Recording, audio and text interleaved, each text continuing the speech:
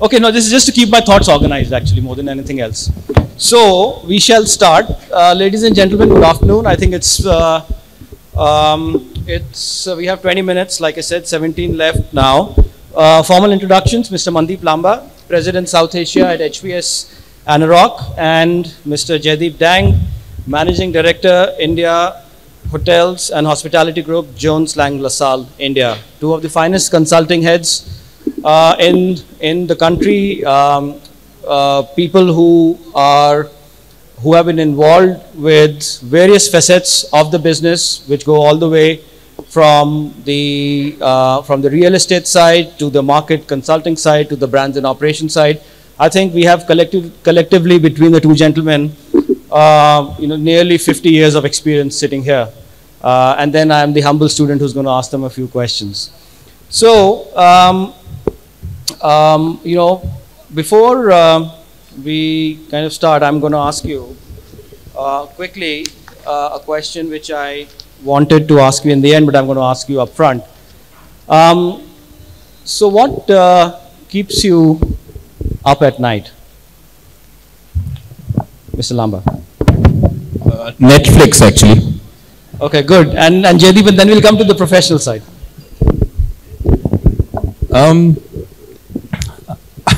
अच्छा क्या देख रहे हो Netflix पे वैसे? What's trending these days?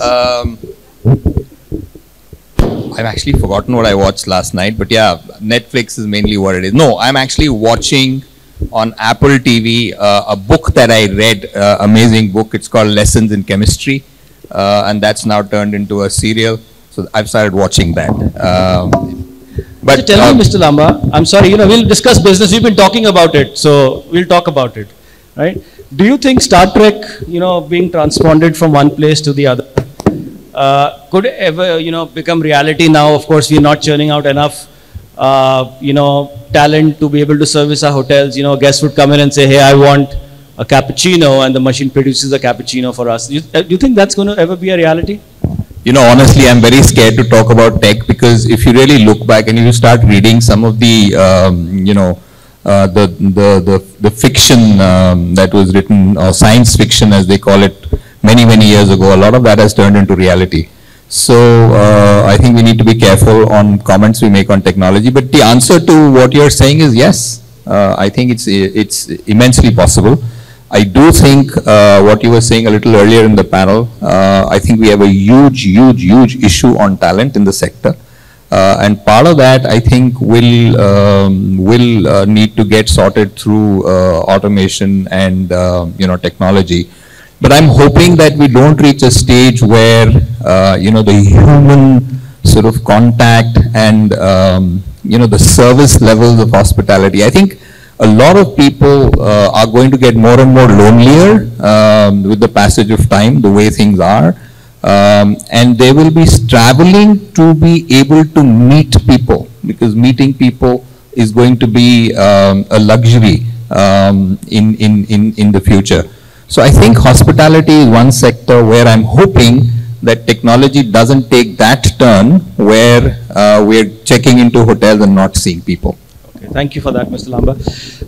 JD, I will extend that question. Do you think moon travel is going to be a reality for us in the next 15 years?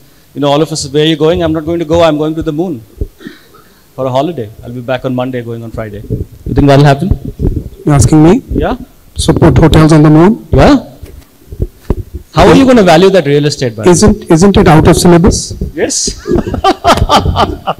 See, we are actually, listen, we are actually eating into people's lunchtime, technically speaking. So we got to give them some entertainment, There's always has to be a give and take. Mr. Kachru actually said, since Bhuvnesh, agli baar na program ke andar entertainment bhi hona chahiye. I didn't realize that he was. You're going to be the guinea. Yeah, right here. Yeah, so yeah, of course, put hotels. We are anyways looking at newer markets, captured India, Asia Pacific, globe. Where do you go next? Moon, sure, why not? Yeah, and we're in the business of real estate, so maybe it starts from there. Zubin, and you in your previous session mentioned about the importance of real estate and how one should calculate your revenue per square foot and profitability per square foot. So maybe whatever mistakes we've done on Earth, we should not do that on Moon, and design better, more efficiently. Yeah, agreed. So never say never, glass always full or half full. But are you asking me that question, what keeps me awake, or you're stopping at the Netflix? You would like to answer that? I was trying to give you a rain check on that, but yeah, yes, go for it. Yeah. Okay, well, I sleep well, as I told you personally. It's always good to sleep well, and I make sure that I sleep at least 7 hours, because then the brain works better, and especially in the field we all are in. I don't know as hoteliers you get to sleep that much, but I do, thankfully. Professionally, I think, Zubin, I question myself many times that when was the last time you did something for the first time? Right? So, how do you make it better? Business that we are in, how do you bring in that innovation, and also the ecosystem around us? It's not only the business, but life around us, people around us. So I think that keeps me awake, that how do you improve? And especially when you're kind of working diligently towards your goal, and in a way you kind of get there, next is what? So I think that's what keeps me awake, and I'm sure it's a similar feeling across industries. Just quickly, just to answer your question very quickly, is basically what we are saying, the two of us, is that while all the hotel operators are awake at night, we are fast asleep. It's good. That's good for the business. That's good for all of us. So I think we're doing a good job. Okay, on a serious note now, we'll start with you, Mr. Lamba. Please tell us about, let's do some crystal ball gazing, right? And we'll try to keep it fairly efficient, but quite impactful, and I guess give some key thoughts from you to the audience. We've spoken about COVID enough. We've spoken about COVID recovery. We all know that the long-term outlook for India Inc. looks positive, right? So we are not even going to go there. Please tell us, what do you think is going to happen to our industry in the next, I'm talking demand, supply, occupancy, ADR, REFPA, what is going to happen, estate investment transactions, what will happen in the next 12 to 36 months? 12 to 24 is the period I'm more interested to know. Why? Because I think that's the period which we are going to be living into right now, next, as soon as the year starts. We'll start with you, Mr. Lamba. We have a slide at the back. I don't know if you want to, it talks about various trends. Here, clearly, it is showing some forecasting, which is going from 2023 to 2026. So, this is your data. I mean, I'm sure you'd like to talk about it. So, data is there for everybody to see, but I think let's just put some, method around it, or just thoughts around it on what we think, at least. I think we've seen some amazing growth post-COVID. I think this year over last year, more than 20%.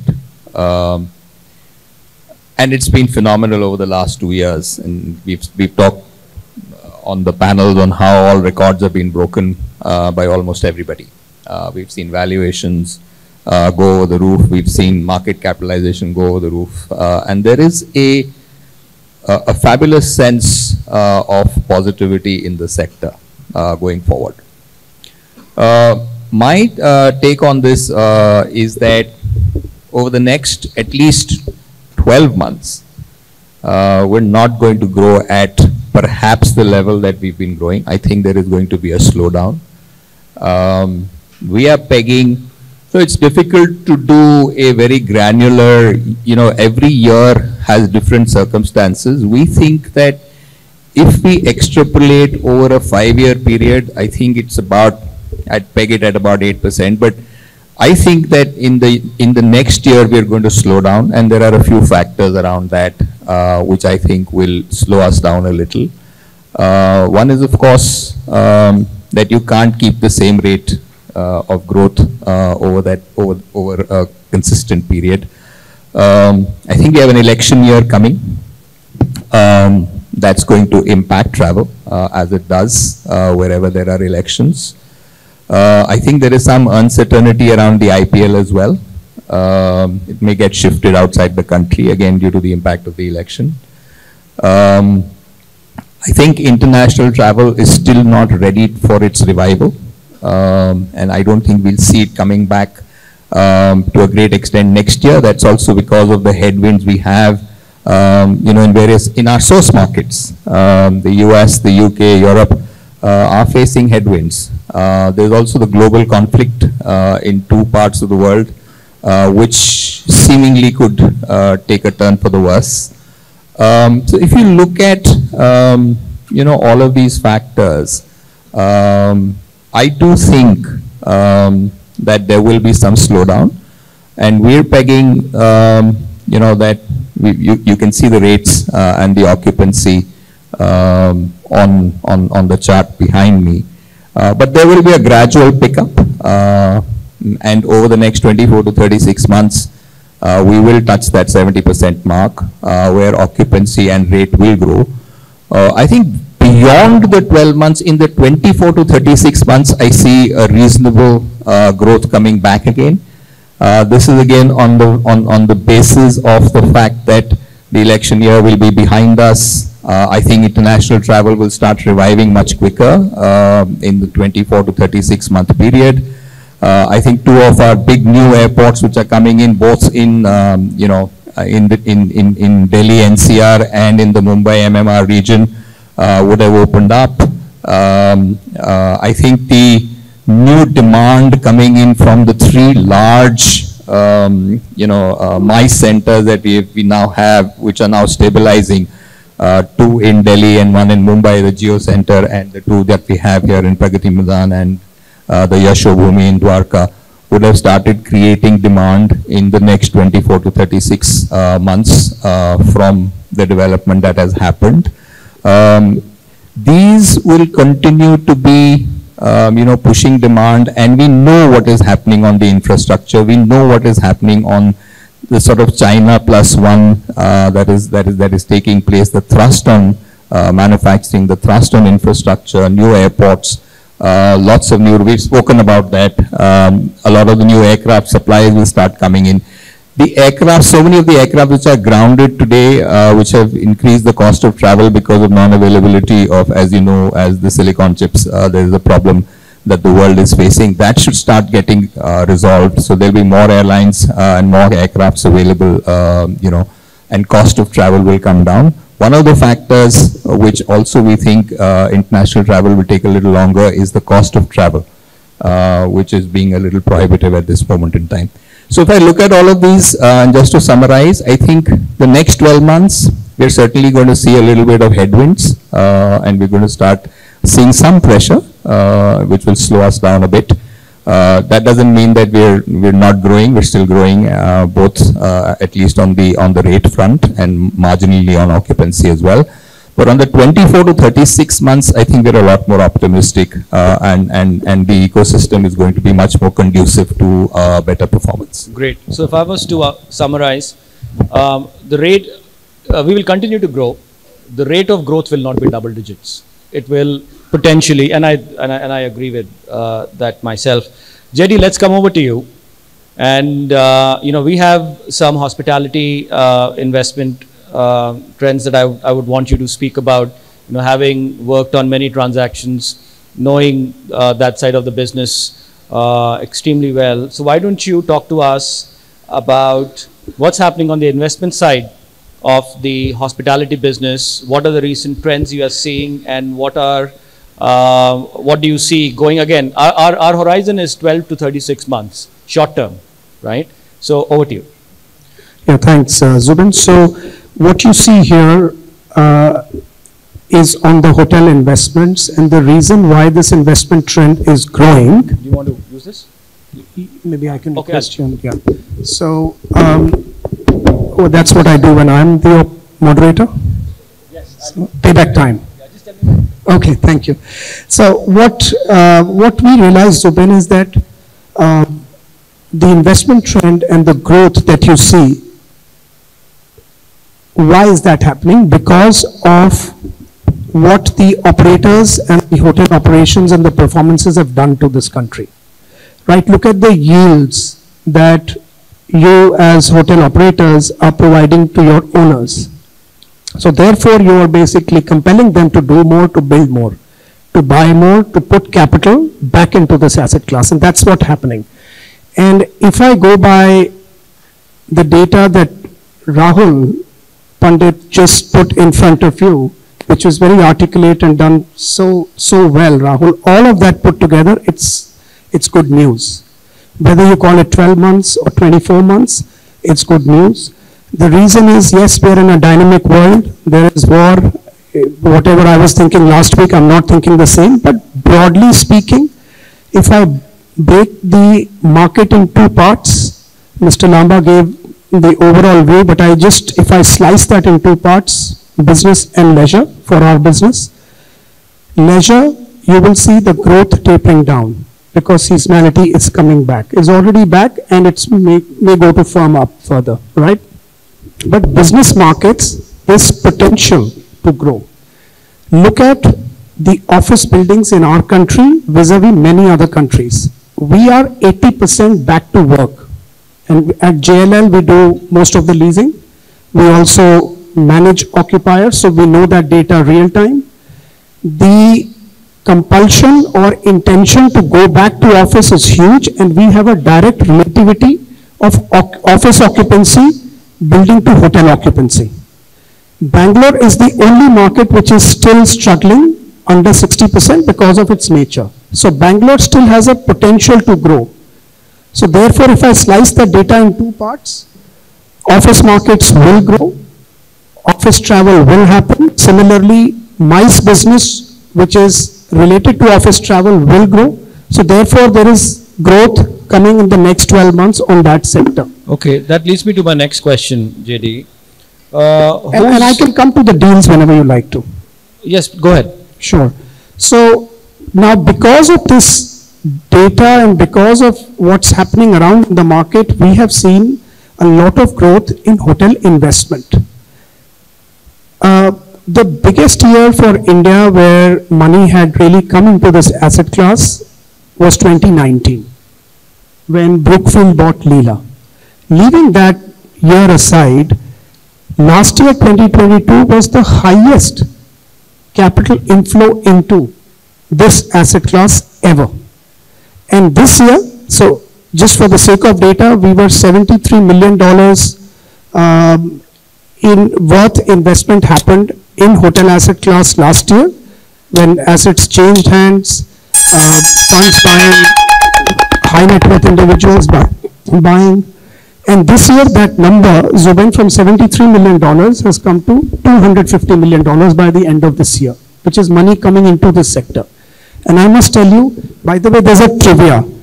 All three people sitting here are all in some way or the other JLL, right? In different types, different times, different. So whatever data I'm saying, you know, you've read it, you've seen it, you're also part of that data. And the only people who've actually done transactions in this country, in this asset class, are these.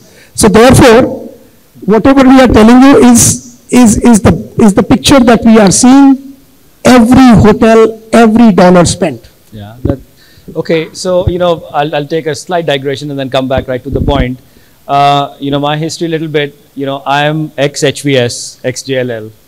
So I've had the privilege to work with two fantastic consulting houses who really put an incredible amount of quality into their work. So JD, coming back. Who's driving transactions? Is it HNIs? Is it FIIs? Overseas capital, REITs, IPOs?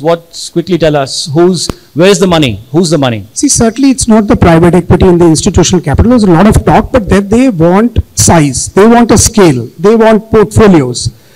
But what you see today are all assets being sold. So we're kind of maturing and we're coming to that point. So we see a lot of investment coming in from high net worth individuals and family offices who are putting money, who have one asset, are growing, or if they have made money in other businesses, particularly financial markets, pharma, manufacturing, warehousing, etc., they are coming and putting money in this asset class. So if you see the pie, I mean, it's the real estate developer who's back, by the way. They were there, but now they're coming back. And the high net worth individuals and businessmen who are putting money, they are more than, I would say 60% of money coming in, and private equity or funds are still less than 25%. So is distressed a real story for India? Not really. Whatever we have sold, and we've sold about 6 assets in the last 12 months, none distress, none. There's only 2 transactions which actually matured through insolvency, which is a Radisson Bangalore and something in Amritsar. Apart from that, there is really no stress. We are getting fair value, I would say. It's not over the top, but we're getting what the owners want. Thank you. You know, they cut our 30-minute session down to 20 minutes, and now they keep on ringing the buzzer. That's not fair. So you have to give us 5 minutes, and I assure you it's going to be a nice close. Well, we wouldn't want you to starve, no. We do have to break for lunch as well, but I must let you go on. Please. You want us to go out? No, please let you go on. Go on with the final remarks. Serve lunch here. Okay, yeah, no. We'll keep it. Hey, you made us work so hard for this. Okay, no, I'm just kidding.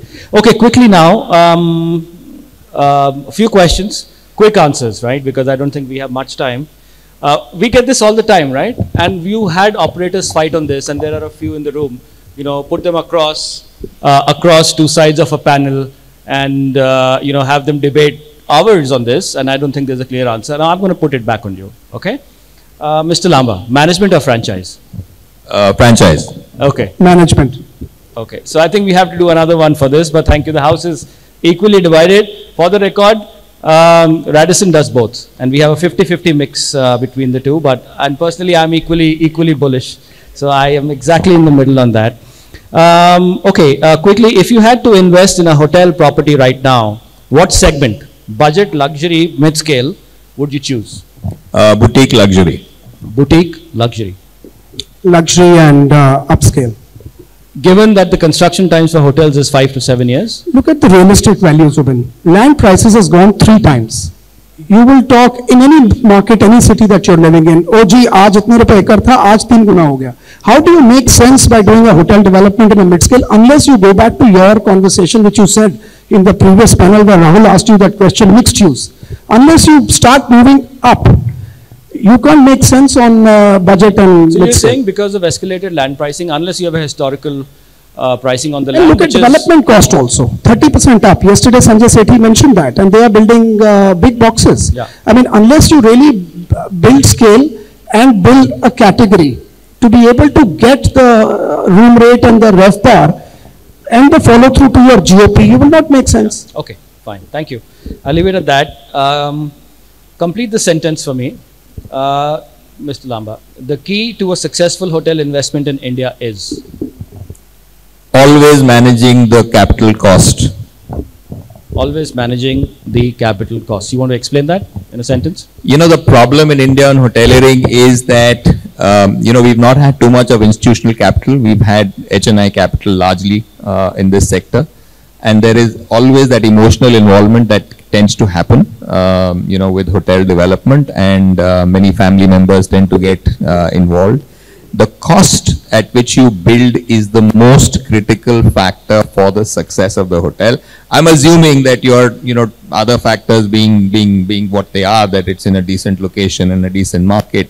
It is the cost at which you will build which will determine your ROI later. Agreed. Agreed. Jaideep, you want to? Yeah, it's very similar. Cost and efficiency in area program. Build well, build right. What Mr. Obra used to say is still relevant. You know, he used to say, cut waste, don't cut cost. Okay. Okay. Favorite Bollywood hero? Favorite Bollywood? Hero? Shah Rukh Khan. Always Amitabh Bachchan. Devanand. So that's okay. Good. Now that was. Do we have to act like them as well? Yes, we can do that right now, Mr. Lamba. I think you should wrap up. You know, some of us sing very well on this panel, so maybe that's going to happen some other time. Okay. Last question, really. How would you explain your job to a 5-year-old? Mr. Lamba, how would you explain your job to a 5-year-old? I actually did it. Yeah, but to my grandmother, but I'll tell you after Mr. Lamba. I get paid for a lot of fun that I have. Okay. My grandmother asked me once, that, what do you do? So I said, we arrange debt, we also do equity, by the way, there is a lot of real estate, a lot of, efficiencies, design, too many things to look at.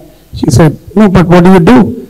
So I said, then, the money comes in and then there is an owner and then we try and make things work. He said, oh, so you're a broker. Yes, life needs to be simple, has to be simple, yes. In one word, that's what one could do. I think, in success lies in simplicity, so it's important to do that. Okay, ladies and gentlemen, I would have loved to go on more. I clearly have more material here. I think time is short. I don't want to keep you away from lunch. I'd like to thank the two wonderful gentlemen. Thank you for your time. It was a nice... Thanks, Zubin. Thanks.